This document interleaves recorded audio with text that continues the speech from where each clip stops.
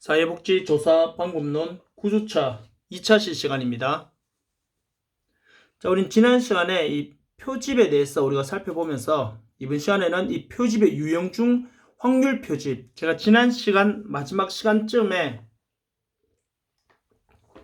이 뒤에 있는 표를 보여드리면서 이 확률 표집의 유형, 즉 확률 표집의 이 4가지 표집 방법과 비확률 표집 방법의 4가지, 제가 이거를 말씀을 드렸습니다. 그래서 확률 표집의 특징이 무엇인지, 즉 모집단에서 자기가 표본으로 뽑혀 나갈 가능성이 n분의 1로 누구나 확률상 동일하다는 전제 조건을 갖고 있는 것이 확률 표집 방법 이 4가지.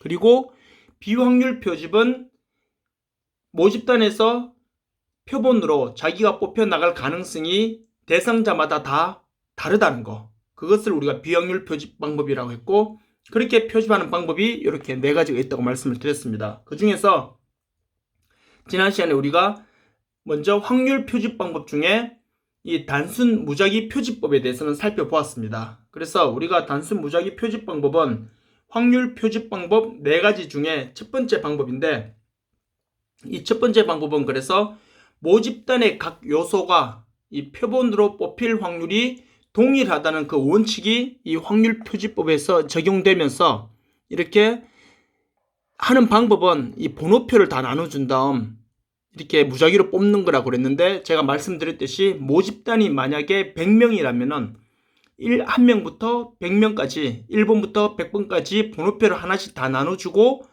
행운권 추첨만 뽑듯이 번호표를 뽑는 거예요. 100명 중에 10명을 뽑겠다 그러면은 행운권 추첨함 같은 거는 이제 통해서 뭐 뽑으면은 랜덤으로 막 뽑으면은 뭐 8번, 96번, 87번, 26번 이런 식으로 뭐 뽑히겠죠. 그러면은 번호표를 받은 사람들은 누구나 다 100분의 1로 확률이 동일하단 말이에요. 그렇게 뽑는 것이 단순 무작위 표집 방법. 뽑힐 가능성이 누구나 동일하다는 거죠. 대신에 집단이 너무 큰 경우는 이렇게 할 수 없다는 거. 모집단이 만약에 뭐 10만 명이다. 그럼 번호표를 10만 명한테 다 나눠주고 몇 번 이렇게 뽑을 수는 없단 말이죠. 그래서 집단이 너무 큰 경우에는 뽑기가, 이 방법을 시행하기가 너무 어려움이 있다. 이렇게 여러분들이 이해하시면 될 것 같습니다. 자, 다음. 이제 두 번째는 이 체계적 표집 방법입니다. 체계적 표집 방법은 이렇게 생각하시면 돼요. 우리가 금방 살펴본 건 단순 무작위 표집법이죠. 단순 무작위 표집법보다 조금 더 큰 집단을 뽑으려고 그러면, 다시 말하면 표본을 좀 더 큰 집단의 걸 뽑을 때는 이 방법을 씁니다. 아까 전에 1번에 있었던 단순 무작위 표집법보다, 즉 행운권 추첨하는 것보다 더 많이 뽑는 것은 이 방법, 이보다 더 많이 빨리 뽑는 방법은 또 이 방법입니다. 이보다 더 많이 뽑는 방법은 뒤에 나오는 흔히 말하는 4번째 우리에 나올 거예요. 군집 표집법이라고 있어요. 그렇게 이 4가지 방법이 갈수록 이 뭐랄까요, 뽑는 이 범위가, 뽑는 규모가 커진다고 생각하시면 돼요. 그래서 우리가 연구를 하다 보면은 뭐 작은 규모의 연구를 할 수도 있고 큰 규모를 할 수도 있고 뭐 중간 정도의 규모가 될 수 있잖아요. 그래서 이 4가지 방법 중에 가장 적절한 방법을 사용하는 거라 보시면 되겠죠. 자, 그래서 우리가 앞서 살펴봤던 단순 무작위 표집 방법보다 조금 더 규모가 큰 집단을 이제 표본으로 뽑을 때는 이제 체계적 표집 방법을 한다 했는데, 체계적 표집 방법이나 계층적 표집 방법, 계통적 표집 방법 다 같은 말입니다. 아시겠죠? 다 같은 말이기 때문에 여러분들이 뭐 어떤 걸 써도 상관없지만 체계적이라는 말을 제일 통상적으로 많이 씁니다. 그래서 여러분들이 그거를 여러분들이 잘 이해하시고 보시면 될 것 같습니다. 자, 그리고요. 자, 이제 보시면은, 자, 모집단에서 일정한 순서에 따라 표본을 추출하는 방법이 체계적 표집 방법이라고 그랬어요. 물론 체계적 표집 방법도 바로 모집단에서 표본으로 뽑힐 확률은 누구나 동일하다는 이런 확률 표집법의 전제 조건을 달고, 그래서 순서에 따라 번호표를 추출한 방법을 했는데, 자, 보세요. 하나를 무작위로 선택하여 최초의 표본으로 삼고 나머지 표본은 표집 간격에 따라 추출하는 것이 뭐다? 체계적 표집 방법이다 라고 이렇게 표현을 했는데, 자, 이렇게 우리가 사전적으로 이렇게 외우면은 물론 이해는 돼요. 하나를 뽑고 그거를 기본으로 삼아서, 표본으로 삼아서 간격에 따라서 계속 뽑는 거. 이렇게 하면 우리가 문자적으로 이해도 되고, 뭐 이해는 크게 어려운 건 아니지만, 현실적으로 이걸 어떻게 쓰고 있는지, 그걸 안다면은 또 우리가 쉽게, 그렇게 우리가 흔히 뭐 사례를 들어서 알아놓으면 쉽게 우리가 이해하실 수 있겠죠. 더 편하게. 앞서 제가 말씀드렸던 이 단순 무작위 표집 방법은 바로 행운권 추첨하듯이 그렇게 뽑는 거라 했다면은 이 체계적 표집 방법은 어떤 방법이냐면은, 자, 잘 기억하세요. 사례를 들면 이런 거하고 똑같아요. 오늘이 지금 제가 이 영상을 찍고 있는 날짜는요, 지금 4월 20 며칠이지? 아무튼 4월 20 며칠인데, 자, 보세요. 만약 오늘이 4월 25일이라 가정해 볼게요. 그러면요, 우리 여러분들 학교 다닐 때를 생각하시면 돼요. 학교 다닐 때, 우리 뭐 중학교, 고등학교, 특히 이제 고등학교 때, 선생님들이, 수학 선생님이 나와서 문제 풀어보라고 이렇게 칠판에 나와서 시키잖아요. 그쵸? 그럴 때 선생님들이, 뭐 어떤 선생님들은 주번 나와서 풀어라, 뭐 이렇게 하는 경우도 있지만 대부분 어떻게 시키던가요? 그쵸? 대부분 다 선생님들이 오늘이 며칠이지? 오늘 25일. 그러면 5번, 15번, 25번, 35번 이렇게 막 다 나오라 그러죠. 5번이라는 걸 하나를 딱 뽑으면 어떻게 됩니까? 5의 배수가 5, 뭐 배수는 아니죠. 5, 15, 25 끝자리 5로 끝나는 번호를 다 일어나라 이런 식으로 하잖아. 그렇죠? 그렇게 뽑는 게 바로 뭐냐면 얘입니다. 체계적 표시 방법이에요. 보세요. 모집단에서 일정한 순서에 따라 뽑죠. 하나를 무작위로 선택해서 최초의 표본을 삼았다 했죠. 그래서 5를 잡으면은 5, 15, 25, 35 이런 식으로. 그렇게 뽑으면, 자, 보세요. 이게 왜 확률 표집이냐? 예를 들어서 1일부터 10일까지는 다 있단 말이에요. 그렇기 때문에 1번, 뭐, 예를 들어서 한 달에 1일이 뽑힐 가능성도 똑같고, 3일이 뽑힐 가능성도 똑같고, 6일이 뽑힐 가능성도 똑같잖아요. 그쵸? 어차피 날짜는 다 있으니까. 그렇기 때문에 결과적으로는 누구나 뽑힐 가능성 동일한 전제 조건 하에서, 그래서 이 체계적 표집 방법은 아까 전에는 뭐 36번 무작위 표집 방법 행운권 추첨할 때는 36번 뭐 11번 이렇게 한 명씩밖에 못 뽑혔는데, 이럴 경우에는요 5, 15, 25, 35 쫙 뽑히잖아요. 그 번호 1년 번호대로요. 그렇죠? 그렇기 때문에 조금 더 큰 규모의 표본을 뽑을 때는 이 방법을 사용한다는 거 여러분들 이해하시고, 하는 방법은 사례를 통해서 보면은 아까 말씀드릴 때 수학 선생님 시키는 거, 날짜에 따라 수학 선생님 문제 시킬 때 이렇게 하면은 이거 충분히 이해되시겠죠. 자, 그리고요 순환성 있는 표집에서는 불가하다. 이 말이 바로 뭐냐면은 쉽게 생각했어요. 오늘 5일이에요. 5, 15, 25, 35, 45 나와서 문제 풀으라 했어요. 또요. 또 5, 15, 25 이렇게 하면 안 된다고요. 그런 데는 안 된다고.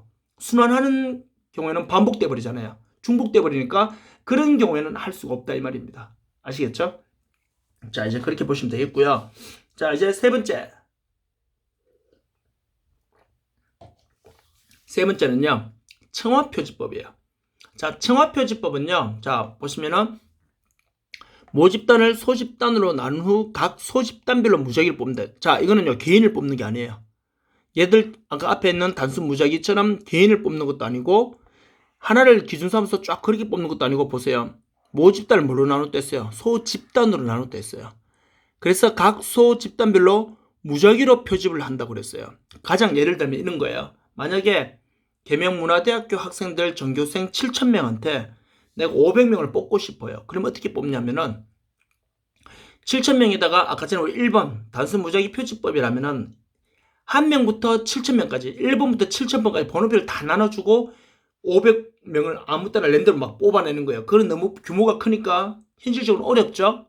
체계적 표집 방법 같은 경우는 어떻게 하나, 이런 걸로 어떻게 하냐면은, 자, 사회복지 상담학과에서는 학번 D에 끝나는 번호가 6번으로 끝나는 번호 사람 다 일어나 이런 식으로. 그리고 유아교육학과는 뒷번호가 3번으로 끝나는 사람 다 일어나 이런 식으로. 그렇게 하면은 또 되지만은 그렇게 하기도 규모가 너무 크죠. 그렇게 뽑기는요. 청화표지법은요. 예를 들어서 어떻게 뽑냐면은, 자, 만약에 7,000명이라 그러면요. 7,000명을 100명씩 집단으로 만들어 버리는 거야. 예를 들어서 100명 집단이 10개가 있으면은 1,000명이죠. 100명 집단을 70개로 만드는 거예요. 이해되시겠어요? 100명 집단을 한 집단이 100명씩 들어가게 해서 70집단을 만들어 놓고 내가 그 중에서 500명을 뽑고 싶으면은 그 70개 집단 중에 소집단 중에 5개 집단을 내가 뽑아 버리는 거예요. 그러면 어떻게 됩니까? 한 집단이 100명이니까 500명이 금방 뽑혀 버리죠. 대신에 전제 조건은요. 이 100명씩 들어가 있는 우리 학교 전교생 7,000명, 100명씩 70집단이 되잖아요. 이 70집단이 그럼 5개를 내가 뽑아야 되는데 5집단을 뽑는데 70집단이 5개의 집단으로 뽑혀나갈 가능성은 누구나 동일하다는 전제 조건 하에서 시행되는 것이 청합표지법입니다. 아시겠죠? 그래서 뭐 동질적인 집단 내에서 발생하는 표집오차가 이질적인 집단 내에서 발생하는 표집오차보다 더 작다는 확률 분포 논리에 기초한다. 이 말은요, 제가 10주차 오프라인 수업 때요, 그때 제가 칠판에 이건 쓰면서 해야 되거든요. 지금 대면에서 그냥 온라인 수업에서 그냥 말로만 설명하면은 제가 봤을 때 이해할 수 있는 사람이 과연 몇 명일까 좀 의문이 들어요. 그래서 일단 청합 요것만 잘 이해하세요. 청합표지법에서는 전체 모집단을 한 명씩 뽑는 것도 아니고 이거는요 집단으로 나눠요. 그래서 아예 뽑겠다는 게 아니라 모집단을 소집단으로 나눈 다음에 그 소집단을 뽑습니다. 개인을 뽑는 게 아니라. 그렇기 때문에 규모가 훨씬 큰 거를 뽑겠죠. 자, 그래서 방법은요 보세요. 방법이 아니고 특징을 보면은 이렇게 청합표지법 하는 방법은 비례청화가 있고 비비례청화가 있어요. 이건 뭐냐면요 쉬워요. 이건 어려운 거 아니에요. 보세요. 비례청화부터 한번 볼까요? 비례청화 표집 같은 경우는 모집단에서 각 층이 차지하는 비례에 따라 각 층의 크기를 할당하여 표본을 추출하는 방법이라고 되어 있어요. 자, 이게 바로 뭐냐면요.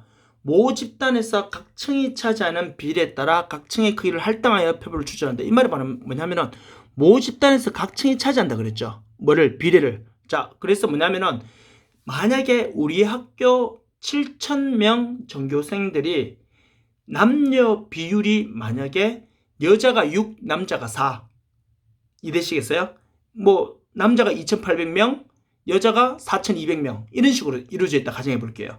그럼 여자가 60%고 남자가 40%란 말이죠. 모집단이 그렇게 예를 들어서 성별 비율이 6대 4라면은 내가 뽑는 500명의 표본도 남녀 성별 비율을 6대 4로 뽑아야 된다는 게 이 비례청합표지법이에요. 말 그대로 비례로 뽑는다고. 모집단하고 비교해가지고. 이해되시겠죠? 만약에 또 이런 것도 있어요. 우리 학교 전교생 7,000명 중에 내가 500명을 뽑아야 돼요. 근데 7,000명 중에 연구 특징에 따라서 자기 집에서 학교 다니는 사람들이 만약에 30%고 기숙사에 있거나 자취를 하거나 친척 집에 있거나 이런 사람들이 70%라 그러면은 3대 7이 되겠죠. 그러면은 비례청화 즉 500명을 내가 뽑을 때도 주거 조건이 3대 7이라면은 집에서 다니는 사람이 3, 기타, 기숙사, 하숙, 자취, 친척집에서 다니는 사람이 7이라면요.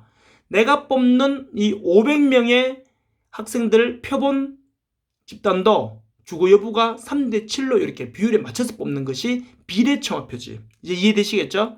자, 그러면 비비례청화 표집은 뭐냐면요. 비비례청화는 그거 상관없이 뽑는 거야. 예를 들어서 우리 학교에서 남녀 비율이 여자가 6, 남자가 4임에도 불구하고 남자를 100% 다 뽑든지 여자를 100% 다 뽑든지 1대 9로 뽑든지 5대 5로 뽑든지 아무 상관없이 뽑는 것이 비비례청화 표집입니다. 말 그대로 비례하지 않는다고요. 근데 이런 경우는요. 왜 비비례청화를 이렇게 하냐면요. 내가 연구하고자 하는 그 주제가 성별하고는 전혀 상관없는 경우도 있겠죠. 우리 남자라서 등록금 좀 더 많이 내고 여자라서 적게 내고 이런 거 없잖아요. 학과마다 똑같이 내잖아요. 그렇죠? 해당 학생이라면은 그런 경우는 성별에 큰 의미가 있을까 없을까요? 없단 말이에요. 그럴 경우에는 성별을 그냥 비비례청화로 뽑는 거예요. 근데 만약에요. 우리 학교에요. 휴학을 하고 복학을 하는 학생들 비율을 내가 조사한다 그러면요. 휴학한 후에 다시 복학하는 학생들 중에 1년 안에 복학하는 학생, 3년 안에 복학하는 학생 이렇게 제가 한다 그러면은 이건 성별로도 알아봐야 될까요? 안 알아봐야 될까요? 알아봐야 되겠죠. 왜요? 남자들은 군대를 갔다 오기 때문에 보통 1년 안에 복학하는 경우는 거의 없다 보시면 돼요. 가끔 있는 경우도 있더라고요. 제가 우리 학교에 수업하다가 분명히 군대 간다고 갔는데 그 다음 학기 다시 나타나는 애가 있어요. 군대 갔다가 뭐 6개월 만에 제대했다 하면서 이런 애들이 있어요. 그건 제대가 아니고 두 가지 사례가 있었는데 어떤 한 학생은 군대 가서 훈련받다가 다쳐버렸어요. 일상생활 하는데 우리가 일상적인 생활을 하는 데는 아무 문제 없지만은 그래도 이 의학적 판단에 의해서 더 이상 군생활을 할 수 없는 걸로 결정이 난 거예요. 그래서 의가사 제대를 하는 학생도 있었고요. 그리고 한 학생은 그냥 군대를 갔는데 훈련소에서 뭐랄까요 이 간 수치가 너무 높다 해야 되나? 하여튼 뭐 그렇게 검사를 했는데 다시 재검이 떴는 거예요. 재검해서 다시 정밀 검사를 하니까 군대가 면제돼 버린 거예요. 그런 학생도 있었는데 남자들 같은 경우 이런 경우도 가끔씩 있거든요. 그런데 진짜 면제하는 애들은 잘 없단 말이에요. 군대 간다 해놓고 6개월 만에 다시 학교 복학하는 애는 잘 없단 말이에요. 근데 여학생들 같은 경우는 뭐 다른 뭐 어학연수 때문에 1년 만에 예를 들어서 1년 동안 뭐 어학연수 갔다 와서 1년 만에 복학하는 경우도 있고 뭐 아르바이트에서 등록금 좀 벌어서 해야 되겠다는 사람은 6개월 만에 또 다음 학기에 복학하는 학생도 있고 남녀마다 비율이 다르겠죠. 이유도 다르고 그럴 경우에는요 성별을 비비례로 뽑으면 안 되겠죠. 남자 여자마다 분명히 차이가 있으니까 그럴 때는 성별은 비례로 뽑아야지만 우리가 그게 또 알 수 있겠죠. 그래서 연구의 색깔이나 아니면 연구하고자 하는 그 연구의 주제나 뭐 그런 거에 따라서 이 뭐예요 비례청화를 뽑을 것인지 그 집단을요 이거는 성별을 그렇게 뭐 성별이 요소가 될 수도 있고요.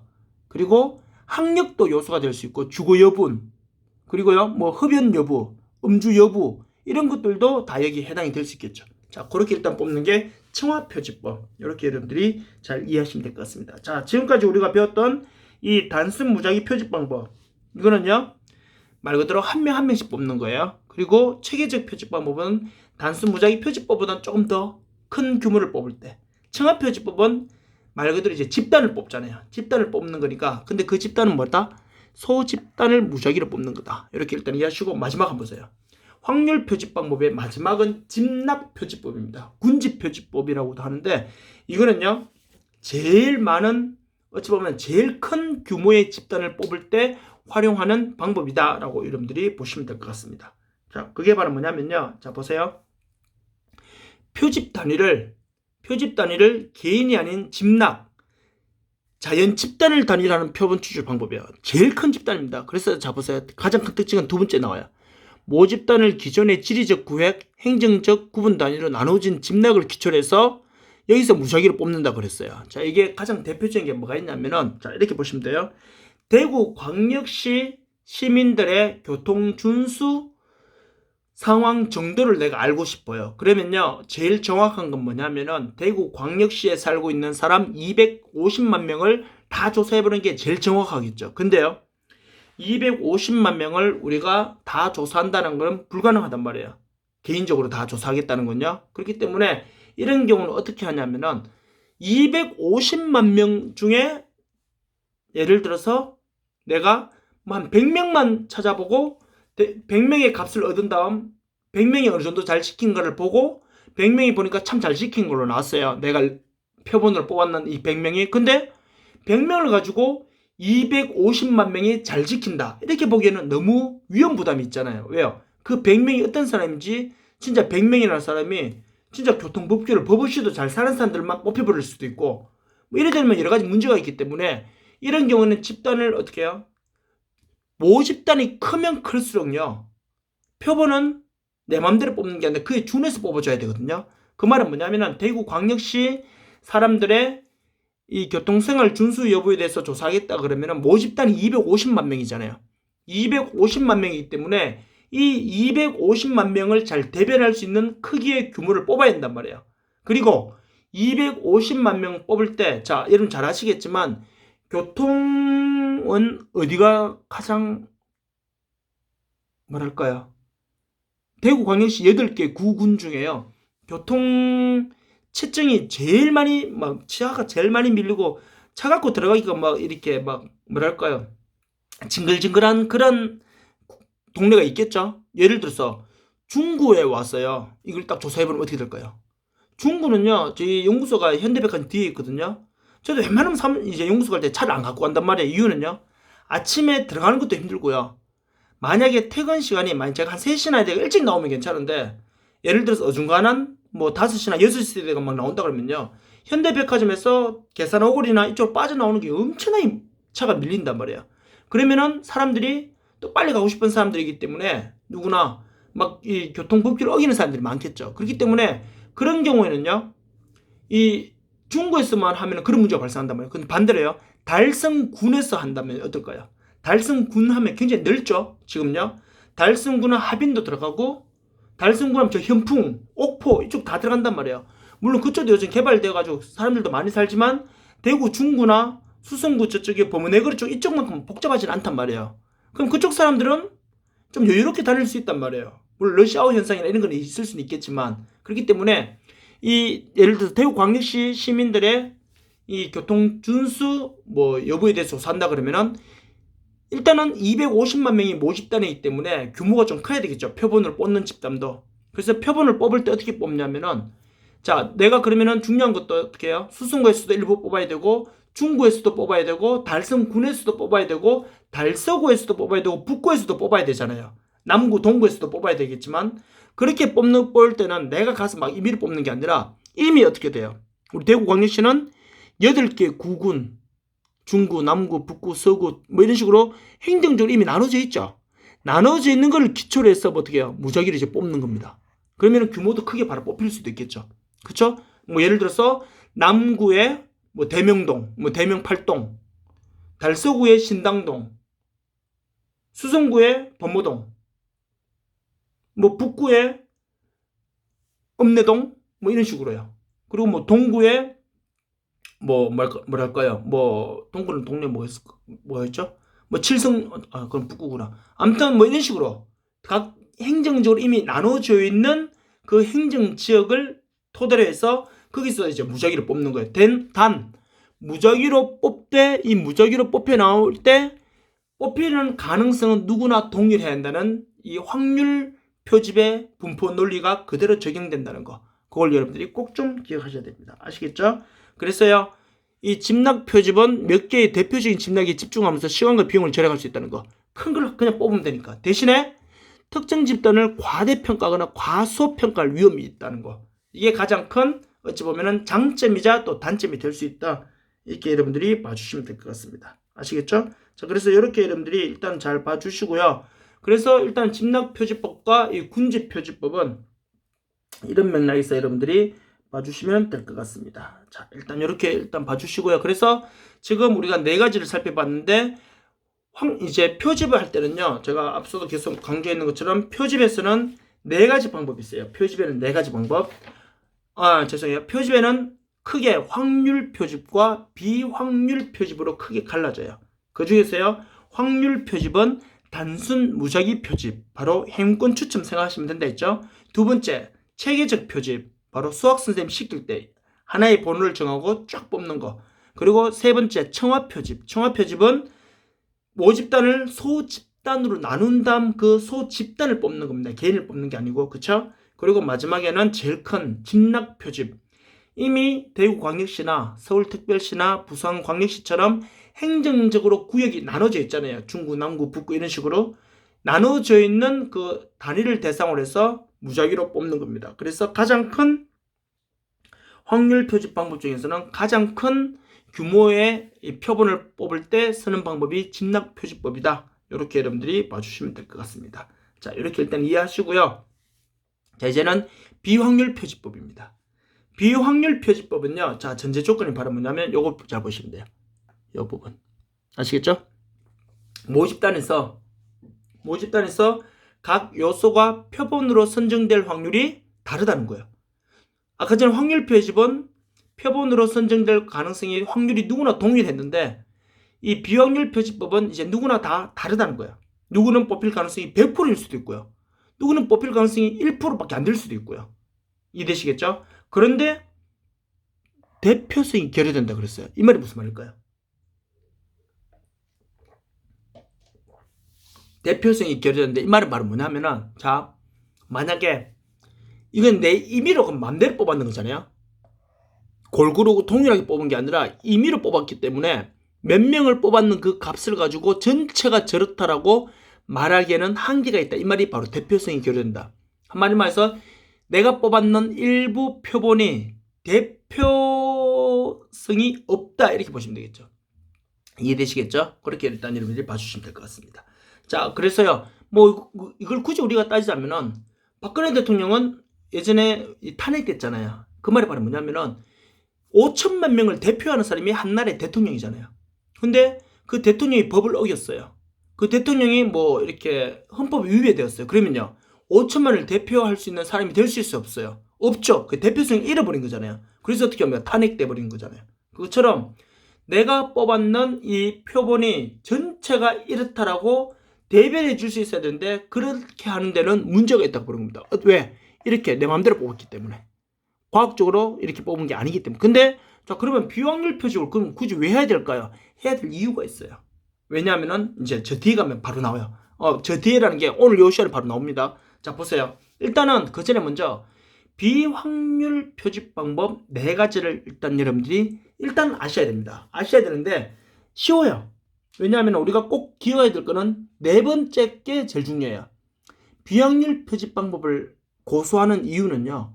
저렇게 뭐 어찌 보면은 크게 과학적이지도 않은 것 같고 저렇게 문제성이 저렇게 있어 보인다면은 굳이 저렇게 비과학적이고 저렇게 확률도 떨어지는 거를 왜 해야 될까? 저런 표집 방법을. 왜냐면 4번째 나오는 그 방법 때문에 하는 거예요. 그것 때문에 하는 거예요. 그래서 근데 1, 2, 3은 여러분들 그래도 학문적인 거니까 잘 좀 알아놓으셔야 돼요. 자 보세요. 편입 표집법과 임의 표집법. 이미 의감상 어때요? 의감상 보면 지금 비확률적으로 보여. 편의적으로 뽑는다. 임의적으로 뽑는다. 그 두 번째 보면 의도적으로 뽑는다. 이 말도 나오거든요. 그렇기 때문에 자 이미 편의적으로 임의적으로 내 편한 대로 뽑았는 거예요. 자 보세요. 시간과 공간을 정해놓고 표본을 우발적으로 선택하는 거. 예를 들어서 나는 지금 계명문화대학교 학생들 7,000명 중에 100명이 빨리 필요해요. 내 설문지 해줄 사람 100명이. 그럼 어떻게 합니까? 시간 공간을 내 맘대로 정하는 거예요. 어떻게? 세특관에 목요일 아침 9시부터 10시 이런 식으로요. 그러면요 아까 말씀드렸듯이 유아교육학과 학생이 우리 세특관에 올 가능성이 거의 제로란 말이에요. 그리고 목요일 수업 없는 학생이 또 학교 오는 것도 거의 목요일 아침에 오는 것도 제로란 말이에요. 그렇기 때문에 이렇게 뽑기 때문에 누구나 뽑힐 가능성이 동일하지 않는 게 우선이 되겠죠. 자, 근데 편의 표지문발 이렇게 시간과 공간도 내 맘대로 정해고 빨리 맘대로 뽑아버리는 방법이에요. 자, 근데 이게 왜 또 의미가 있냐면은 모든 표집 방법 중에 가장 뭐예요? 시간과 비용이 효율적이다. 자, 이거는요 맞고 틀리고의 문제는 아니에요. 얼마만큼 정확히 했느냐, 얼마만큼 더 과학적 이 말은 상관없어요. 지금 여기서 그건 의미하는 게 아니라 8가지 표집 방법 중에 제일 시간과 비용이 효율적이라는 건 뭐냐면은 8가지 확률 표집 방법 4가지, 비확률 표집 방법 4가지 중 이렇게 8가지 표집 방법 중에 돈과 시간이 제일 적게 드는 방법이 바로 이거라고요. 뭐? 편의 표집 방법. 아시겠죠? 그래서 편의 표집 방법의 가장 큰 특징은 시간과 공간을 정해놓고 내가 우발적으로 마음대로 뽑는 거예요. 그렇게 하다 보니까 시간과 비용 면에서는 가장 효율적인 방법이 될 수 있다. 이렇게 이해하시면 되겠고요. 근데 그 효율적이라는 말이 참 의미가 좋은 의미에서의 뭐 효율적이 이렇게 나가면 되는데 뭐 무조건 좋다고 볼 수는 없겠죠. 그렇죠? 그렇게 이해하시면 되고 왜 좋다고 볼 수 없냐면은 이것 때문에 대표성이 결여될 수 있기 때문에 아시겠죠? 자 그리고 나서요 보세요. 두 번째는 이거보다 좀 더 큰 건 뭐냐면은 조사자가 이제 의도적 표집 방법. 자, 이미 의감상 좀 그렇죠? 그렇죠? 그래서 의감상 보면 이게 확률이다, 비확률이다. 우리가 대충 구분할 수 있어요. 자, 의도적 표집 방법은 뭐냐면요. 조사자가 조사 의도에 맞는 대상을 표본 추출하는 것이 바로 뭐다? 의도적 표집법이다. 이렇게 나와 있어요. 자, 의도적 표집법은 자, 다시 말씀드립니다. 조사자가 조사 의도에 맞는 대상을 표본 추출하는 것이다. 이렇게 여러분들이 보시면 됩니다. 아시겠죠? 그래서요 의도적 표집법 조사자가 조사 의도에 맞는 대상 다시 말해 내가 뽑고 싶은 사람 뽑는 거죠. 좀 전에 살펴봤던 이 편의 표집법은 내가 시간과 장소를 맘대로 정해놓고 막 뽑는 거였고 의도적 표집 방법은 뭐냐면은 내가 내 찾고 싶은 사람 찾아서 뽑는 거예요. 모집단의 전형적인 사례 될 수는 있겠지만 뭐를 또 할 수 없다 이제 그죠? 대표할 수는 없다는 거죠. 한마디로 말해서 이게 바로 뭐냐면은 내가 연구를 할 때 이 학교생활 만족도 점수가 내 연구에서 계명문화대학교 학생들은 학교생활 만족도가 높구나라고 연구를 하고 싶어요. 그러면요 제가 누구를 찾아서 설문조사 시켜야 될까요? 랜덤으로 아무나 막 회원권 추첨하듯이 뽑아가지고 아니면은 저기 지나가서 막 뽑아서 이렇게 하면 안 되겠죠. 어디 가서 하면 돼요. 그 제일 좋은 거는 시험 기간에 도서관에 가서 참 열심히 공부하는 애들. 그리고요 결석 없이 출석 열심히 잘하고 수업 시간에 열심히 수업 잘하는 애들. 학점이 높으면은 당연히 취업률과 편입할 가능성이 굉장히 높겠죠. 그러면 학교생활 만족도가 높아질 수 있겠죠. 이처럼 내 의도에 맞는 사람을 뽑아서 뭐 하는 거야? 표본을 만들어서 연구하는 게 의도적 표집법입니다. 자, 그렇기 때문에 이것도 전체를 대표를 대표성 있는 표본을 뽑아서 전체가 이렇다라고 하기에는 참 어려움이 있겠죠. 일단 그렇게 일단 이해하시면 되겠고요. 자, 할당 표지법 한번 보세요. 할당 표지법은요, 여러분들이, 자, 이거는요, 앞에하고 똑같아요. 자, 보세요. 위에 건 볼 필요 없고요. 밑에 보세요. 청합표지법과 비슷하지만 했죠. 청합표지법 뭐였어요? 청합표지법이. 우리 앞에서 아까 했잖아요. 확률표집 방법 중에 세 번째. 모집단을 소집단으로 나눈 다음 그 소집단을 어떻게 한다 했어요? 막 뽑아버린다 했잖아요. 그쵸? 할당표지법 똑같아요. 청합표지법하고 실제 표본을 쓴다는 데는 거의 똑같은데, 단 청합표지법은 확률표집 방법이기 때문에 그 소집단이 뽑혀나갈 가능성은 동일하다는 전제 조건이 있었지만, 할당표지법은 소집단들이 뽑혀나갈 가능성이 집단별로 동일하지 않다는 것을 전제 조건을 하고 있어요. 그렇기 때문에 얘는 할당표지법은 비확률표집 방법인 거죠. 아시겠죠? 그래서 할당표지법은 그래서 아까 말씀드린 대로 비확률 표집 방법이고요. 청합 표집 방법은 확률 표집 방법이에요. 그렇기 때문에 할당 표집 방법이라는 거는 바로 청합 표집 방법, 그 방법은 똑같대. 표본이 모집단에서 표본을 뽑힐 가능성이 집단별로 다르다는 거. 그걸 이제 전제 조건 한다는 거. 그렇게 보시면 되겠고요. 자, 이제 눈덩이 표지법, 스노우볼 표집이라고 하는데, 일단은 이 4번에 대해서 여러분들이 별표 한 3개 정도 해놓으시기 바랍니다. 자, 그래서요, 이 눈덩이 표지법은 여러분들이 잘 알으셔야 됩니다. 왜냐하면 비확률 표집 방법을 쓰는 이유가 바로 얘 때문입니다. 얘를 하기 위해서요. 우리 앞에 나왔던 임의 표집 방법, 의도적 표집 방법, 그리고 이 할당 표집 방법 같은 경우는 실질적으로는 잘 안 써요. 왜요? 이 대표성에 문제가 발생할 수 있기 때문에 그런 위험 부담을 갖고 하기에는 한계가 있단 말이에요. 그런데 눈덩이 표지법은요, 얘를 할 수밖에 없는 상황이 있단 말이에요. 얘를 안 하면 안 되는 경우가 있단 말이에요. 그렇기 때문에 비확률 표지법이지만 얘를 한단 말이에요. 그렇기 때문에 얘가 뭔지를 이제 아셔야 되겠죠. 자, 보세요. 뭐냐면은 최초의 표본에서 시작하여 조사 대상자를 점진적으로 먼 데서 확대해 나간다 그랬어요. 모집단에 대한 사전 정보가 거의 없어 탐색적으로 조사할 때, 여러분들 그 기억나시나요? 연구 목적에 따른 분류할 때 탐색적 조사. 탐색 조사 방법 뭐 있었어요? 기억나시나요? 탐색 조사는 문헌 조사, 경험적인 조사, 특례 조사 이런 게 있었다 했죠. 그거 기억나시죠? 자, 그래서 뭐냐면은 최초의 표본에서 시작하여 조사 대상자를 점진적으로 확대, 눈덩이 만드는 거라 생각하시면 돼요. 우리 눈사람 만들 때 처음부터 어떻게 해요? 처음부터 엄청 큰 눈덩이 만들어지진 않잖아요. 주먹만한 눈덩이를 만들어서 계속 굴리면 어떻게 해요? 계속 굴리면 굴려갈수록 나중에 눈사람 만들 수 있을 만큼의 큰 공처럼 커지잖아요. 그쵸? 그것처럼 그래서 눈덩이 표지법이에요. 이런 경우는 언제냐면은, 자, 제일 대표적으로 잡으세요. 만약에 계명문화대학교 재학생 7,000명 중에 에이즈 환자를 내가 찾아서 삶의 만족도 조사를 하고 싶어요. 그러면요, 7,000명한테 설문지를 다 돌렸다 가정해 볼게요.